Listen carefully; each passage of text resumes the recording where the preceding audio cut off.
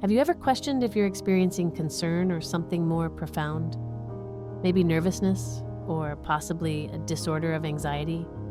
Although these terms sound similar, knowing the difference might alter the way you live and think. In the end, though, what distinguishes worry from anxiety, and why is that so important? A mental reaction to a certain event that is imminent is worry. Although they are comparable, anxiety often consists of a persistent, frequently physical restlessness that interferes with sleep. Regaining emotional control requires being able to tell the difference between the two. We can see how nearly comparable the definitions are if we examine them. Worry, distress, or anxiety about the future.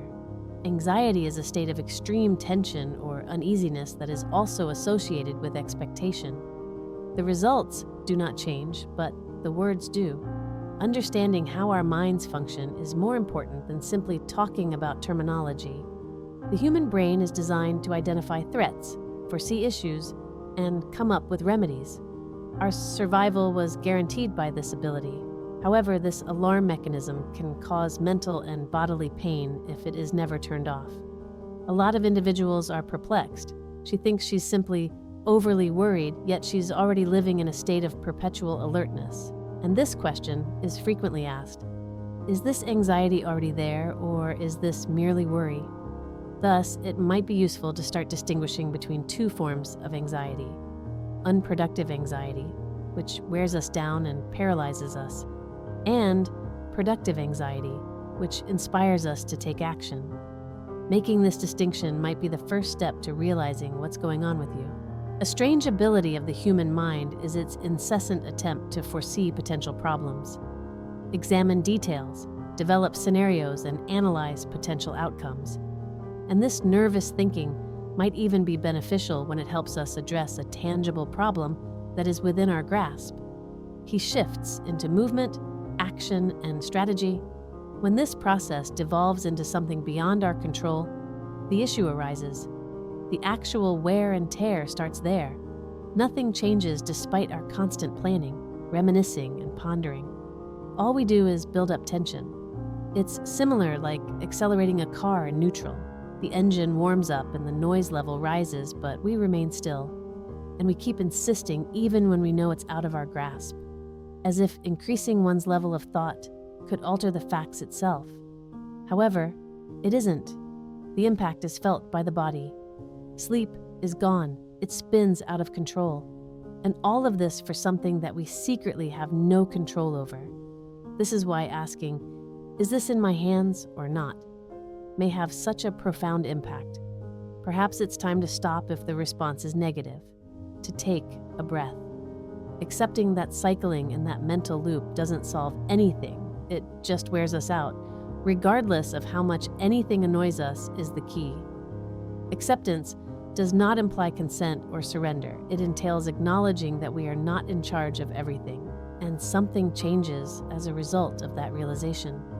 We are able to see without feeling overpowered as a more serene inner space appears.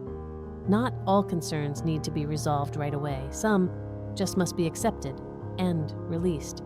You are awaiting the return of a loved one from a trip. The individual hasn't sent a message yet, but the plane has already touched down. You glance at the timepiece, examine your mobile device, verify whether a signal is present. Your mind begins to picture the worst, even when everything appears to be normal. Now, it's understandable to be nervous. This individual is someone you love. The want to hear news is normal. You update the airline app, keep your phone close at hand, and everything works well. This is a normal reaction since your mind is attempting to defend itself, and your fear is related to anything actual. But what happens if you start browsing news websites, looking for sporadic mishaps, picturing disastrous situations, thinking back on your most recent chat and experiencing an uncontrollable knot in your stomach? Your mind insists, even if you realize there are no indications that anything is amiss. That isn't an issue anymore. Anxiety is the cause. As an additional illustration, you have a crucial presentation at work. Thus, go over the slides, get ready beforehand, check the equipment, and plan your schedule. This is all helpful.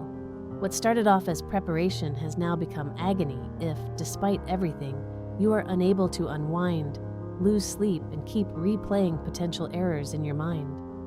Although it might be difficult to distinguish between being awake and paying attention, the results are very different. You are guided by concern. You are overcome with anxiety. Your heart may race from either. Both may cause perspiration on your hands. However, only one paralyzes you, the one that has no end, disregards the boundaries of reason, and drains you from the inside out even when everything appears to be going well. It's not always only thoughts that show signs of anxiety. She frequently leaves body markings. Shortness of breath, tight muscles, and a fast pulse might be mild or severe. However, not everyone is aware of it. While some individuals just live from the neck up, thinking it's all mental, others experience everything bodily. The body is still responding, though, for the straightforward reason that anxiety can be treated, even if it appears to be irreversible, knowing this is beneficial. There are methods that work, and truly work, no matter how ingrained they have gotten. However, how can you tell when you've overreached yourself? At what point does it stop being a bad day or a phase? Anxiety may be more than just concern if it's taking up too much of your time, interfering with your sleep, impairing your ability to focus, or making you feel tense all the time. If so, it's worthwhile to be evaluated. Anxiety disorders may be detected with the use of certain instruments, and the earlier they are identified, the better. The majority of individuals can recover, which is fantastic news. Therapy by itself is frequently sufficient to change the situation. Methods like EMDR and cognitive behavioral therapy have produced unexpected outcomes. Yes, occasionally it is need to combine it with medicine, but most of the time, simply talking and rearranging habits is sufficient. Our brains are malleable. He evolves. Additionally, cerebral pathways may be rearranged with simple daily routines like meditation. Both the body and the psyche are impacted by this.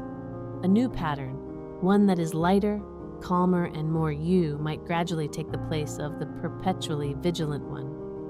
I appreciate you following along thus far. Be careful. And keep in mind that you're not doing this alone.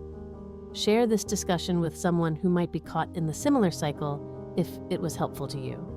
Additionally, you may subscribe to the channel here if you would want to keep discussing these subjects with me. Be gentle to yourself, and until we meet again.